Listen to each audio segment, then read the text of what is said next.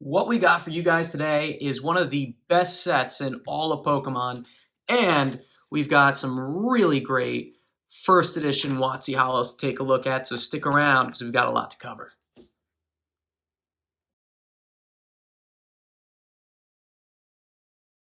Hey guys, Joe R, Vintage Pokemon, back once again to take a look at some amazing vintage card action. Today we're going to be taking a look at a set that's been on a slow burn for me for a long time, and that is Neo Desitiny. And we picked up some awesome cards to add to our non-holo portion of the collection, but I've also got these cards that we just picked up for an amazing price that I want to take a look at as well. But first things first, this is a set I've had a good chunk of it for a while, just kind of set it back. And it's definitely one of the more expensive sets out there, even though the one that I'm currently going for is specifically the non-holos and not first edition either.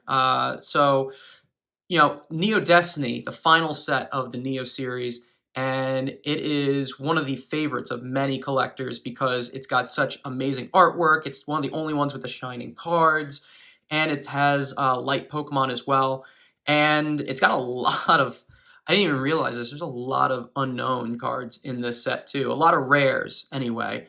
Four to top it off right here. I mean, we've got Unknown X, Unknown Y, Unknown H, and Unknown G, all rare unknowns. And I had no idea there were that many of them in the set, but four of them.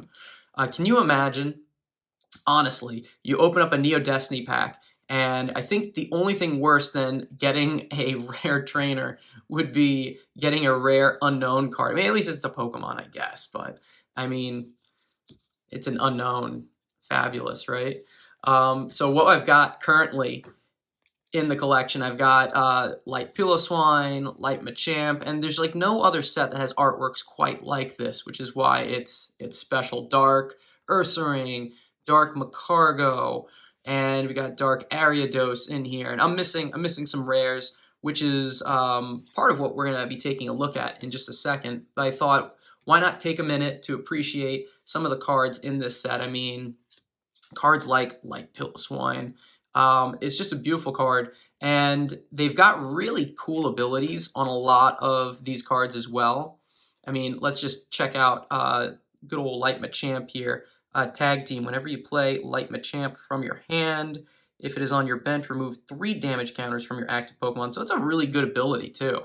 And a lot of HP there for good old Machamp. Just killing it. So put those rares off to the side. And even the uncommon cards have such great art. And of course, there's just a ton of unknowns. Unknown Z, unknown. I used to think that there was something special about Z when I was first opening these up because it's the last letter of the alphabet. Really, nothing all that crazy. I mean, it's the letter Z.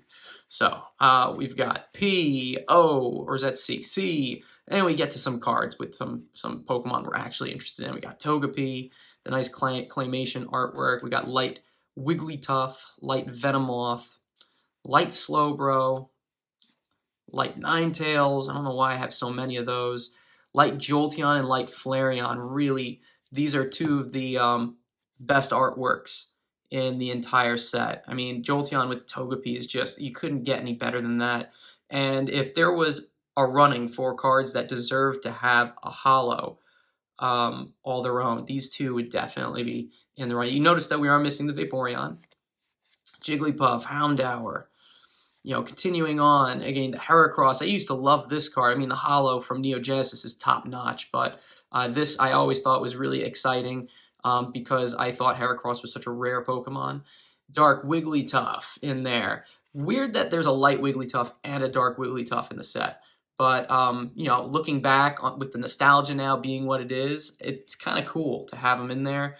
The Dark Quilava, this was always one of my favorite artworks. I mean, the way that the flames are just kind of just flashing around there. I'm actually curious, who's the artist for this one? Arita. Arita doing some damage there, Arita, with the Dark Quilava. And we've got Dark Ammonite.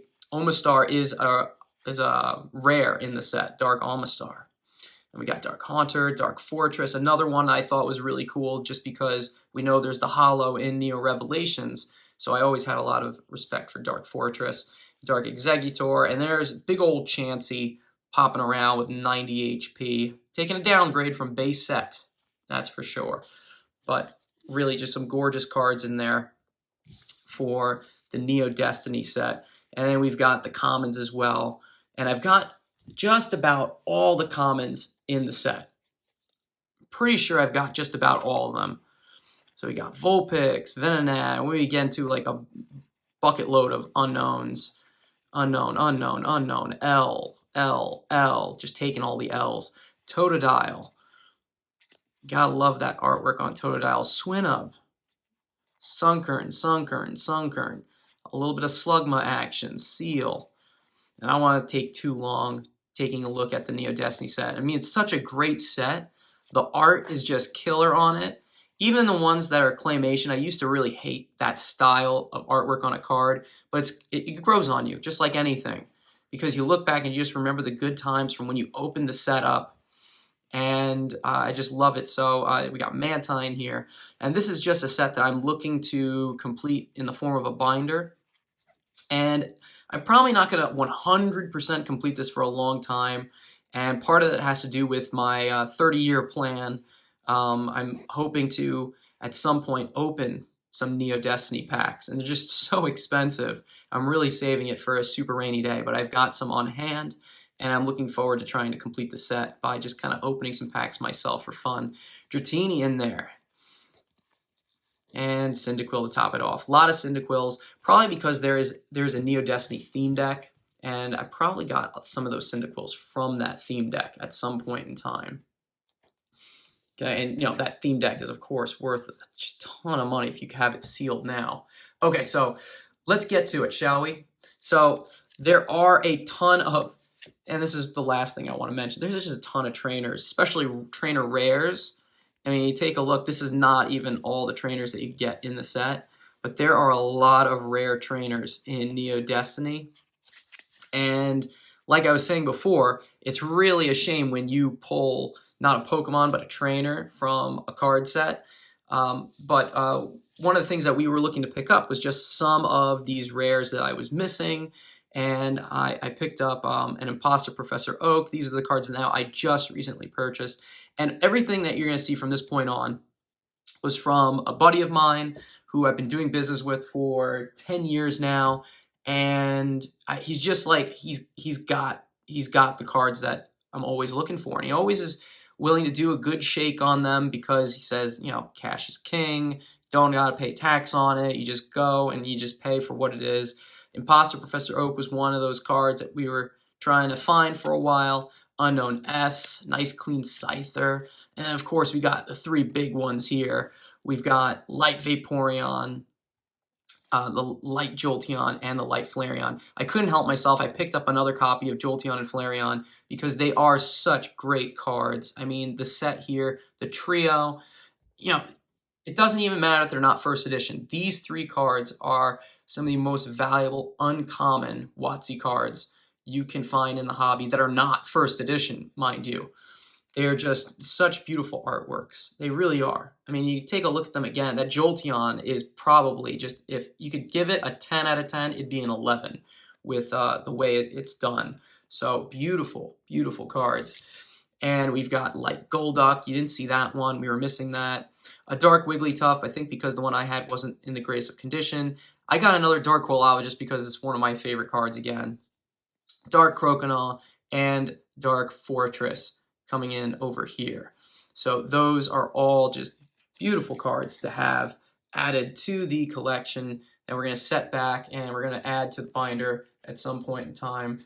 Why do I feel like I was missing one here? Did I not get one that I was looking for? Nope, nope, nope, nope, nope. And nope, nope, nope, nope, nope, nope, nope, nope, nope. Okay, no, I thought I had it, but I guess I didn't. That's okay. Let's see. We've got these three now. Four, actually. The first three are, of course, the best of the best. Again, Light Jolteon right there in the middle. Light Flareon, Light Vaporeon, and these are first edition this time. We've got the Light Flareon, and they're really nice shape. Again, I picked these up from a buddy of mine, I mean, these are going to grade probably a PSA 9 or 10. They challenge for the 10, but 10s are just so hard with the older cards. This one is probably the best centered of all of them. And you can see those corners. They are looking mighty fine for a first edition WotC Hollow. Non-hollow, that is. And we've got the Light Vaporeon in here. But these, all for as good as these are, they're not actually my favorite. My favorite of the entire set, my favorite, even better than a lot of the holographic cards, is this one right here. The Light Dragonair is just such a gorgeous card. First edition Light Dragonair. Taking a look at the backside. It's a beautiful card right there. And first edition. I'm just going to set this back, and I'm hoping when PSA does open up its bulk option again, I want to send this in. I want to get this one graded because I would love to have it as part of my collection. I've already kind of accepted the fact I'm not going to be able to get all the cards in Neo Desitiny in first edition. It's not going to happen, but these four in particular are four of my favorites, and I just couldn't resist picking them up and giving them a little grab and go because they are so clean and they are such good cards to have added to just any collection, especially if you're a vintage collector. I mean, you can't do better than those. So we've got those Neo Desitiny cards out of the way, and I've got four cards right here that I picked up that are in PSA slabs.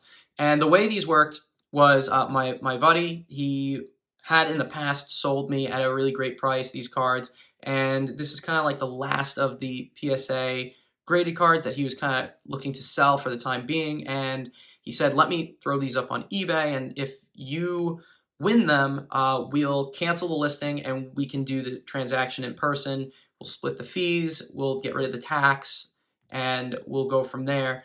And that's what we did. I won these four cards from him. And when you cut those fees out and the tax out, it becomes a really solid deal. And I think we got lucky with some of these auctions as well. First one up on the list we have is, I want to start from the bottom here. There we go. We've got a PSA 9 Ampharos from Neo Genesis, and definitely one of the easier cards to grade because it is such a dark hollow pattern, but a beautiful card. I mean, he told me, he's like, dude, I've got 10s in 9 cases, and for this one I have to agree. I mean, look at those corners. I think the only reason this has a PSA 9 is because it isn't centered perfectly. I mean, honestly, I looked at the surface too, and it was the only thing I could find on this card that was really an issue. But a gorgeous card. Really happy that I was able to pick it up. And I won it at auction for $100, which means when I took out the taxes and the fees, I ended up paying only $90 for it, which I think is a real steal. Prices right now is totally a buyer's market, in my opinion, right now for cards. It just absolutely is. And I think that's going to be a little bit of a continuing trend, at least for a little while longer. Next up, I've got the Neo Genesis Jumpluff. And I know these aren't the most expensive cards in the world, but that was kind of why I couldn't resist making a bid on them, because they weren't too expensive and I still needed them for the collection. First edition again. And this card has some nostalgia for me because of the fact that it was in that theme deck, for one of the first theme decks for the Neo series that I ever picked up as a kid, and I just always loved this card for that reason. Even this card is one of the first cards I think that, I forget if it was either me or my sister, pulled this from a booster pack, which is why this one is like one of the first ones besides the theme deck that we managed to get for ourselves. So a lot of nostalgia in these two cards, even though they're not the most valuable in the world. And this one we picked up for only, I think I paid like $80 for this card, which is right in their ballpark range for what it's supposed to go for.